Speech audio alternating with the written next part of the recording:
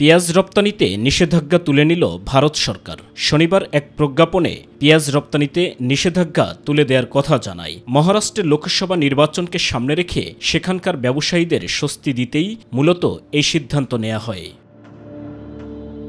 শনিবার দেশটির বৈদেশিক বাণিজ্য নিয়ন্ত্রক বিষয়ক কেন্দ্রীয় সংস্থা ডিজিএফটি এক প্রজ্ঞাপনে পেঁয়াজ রপ্তানিতে নিষেধাজ্ঞা তুলে নেয়ার কথা জানায়। এছাড়া প্রজ্ঞাপনে প্রতি টন পেঁয়াজের ন্যূনতম রপ্তানি মূল্য $550 নির্ধারণ করে দিয়েছে সংস্থাটি।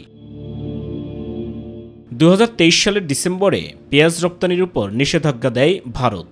31 মার্চ এই নিষেধাজ্ঞা শেষ হওয়ার আগেই তা অনির্দিষ্টকালের জন্য করা হয়। এবার সেই নিষেধাজ্ঞা প্রত্যাহার করে নিল প্রতিবেশী দেশটি।